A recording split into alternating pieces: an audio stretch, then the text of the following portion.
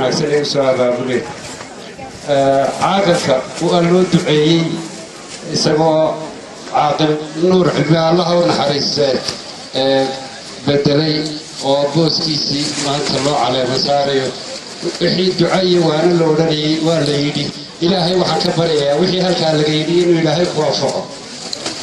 هذا قدماني هلك متشرو أنت هدي أشوفك waxaan u ballan qaadayna caaqilka siday qoladii gobolka iyo degmaduba ugu ballan qaadeen inaanu anala la shaqayn doono wixii nooga baahdaan aanu la qaban doono sidaasoo kale beeshuna inay la shaqayso waa madax dhaqameed cusub in wixii waayo-aragnimo u baahan yahayna lagu caawiyo intaa markaan ka gudbo waxaan ka jawaabayaa jecelahay inaan ka jawaabo wasiir haddaad maqashaan horta waa siyaasi su-aalaha la i weydiiyaan aniga waa siyaasi marka dadku halkan joogaa oo ah dadkii gobolkan aan ka soo jeedo oo xaqna u leh inay weydiiyaan wixii ay uga baahan yihiin inay ogaadaan siyaasadda dalka waxaan ku lahaa badidood mar ubaan idinka wada jawaabi waxaan jecelahay mar haddaan stageka fuulay inaan su-aashaa ka jawaabo shirar baa lay weydiinaya hargeysa laga qabqabanayay maalmo dhaweyd horta inagu beeralabaynu noo qodaal baynu dhahay waxaynu wax ku naqaanaa dhaqankeena had iyo goor laba qof baan midba dibi leeyahay way isku xidhaan waa intibay markaa noqdaan deeta waxaynu lahayn wax mirmira la yidhaa mirmirahaas nin waliba laba cisho iyuu ku soo qodan jira haddii aan imiga la bedelin markii igu dambaysay qof waliba laba cisho iyuu mirmiraha lah siyaasadda xisbiyada lagu sheegayaa waa shuraaka siyaasadeed waxa laga guuraa habka qabiilka dad baa shuraaka ku noqda iyaduna waa saasoo kale uno mirmiray leedahay mirmiraheedu laba cisho maaha halka dibida laba cisho ka yahay mirmirihiisa waxaa la yidhaha laba teero waa laba xilli oo lisha sanadooda marka hadda xisbiga xaakimkii waa kulmiye madaxweynaha hogaaminaya xukuumaddan waa axmed maxamed maxamuud siiraayo laba teeran buu xaq u leeyahay marka horta musharaxyadii aad ku dawaqdeen aad weydiinaysay bal ninkii oo mirmirihiisii maalintii koobaad aan dhamaysanoo casarkii jooga haddii aad ka waran aad ka hadasho berrito oo aanu weli cadceediiba aanay dhicintii hore marka horta waxaan idin leeyahay musharaxeenu haddaynu nahay kulmiye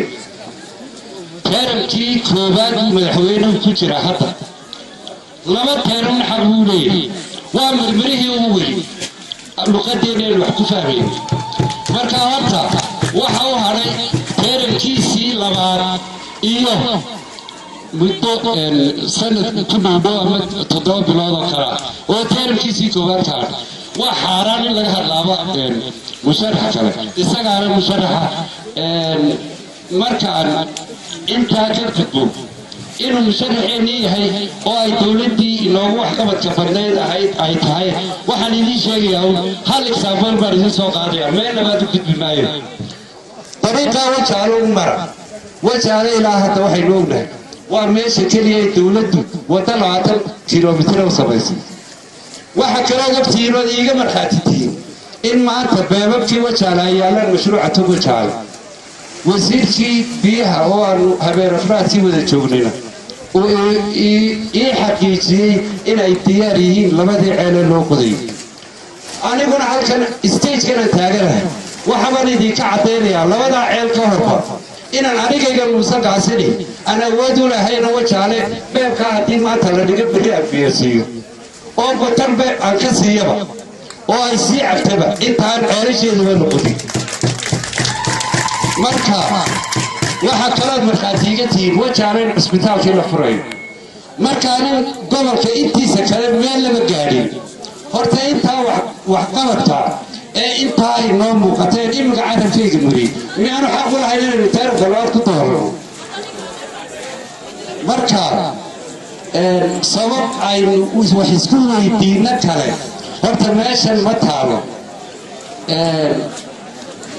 inagu beero falataynu lah إن لما يعمل الذي ويتسا وايو وحنا سياسة أنت بدل يشبه وأنا وقتي هروب سنة لتبي المحيا هيتوي ما ضمن أو الرواح ما الحسوسة ما حديثي ووقتي أو الرواح ما هاي ويري على توصية كتلوار أنا بحسب السياسي الكلام بحليلي مركا إنه سياسته waxaynu naqaanaa wax markuu qofku hawshiisa dhamaysto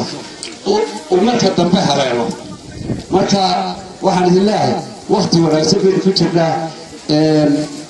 waxa la wax inaga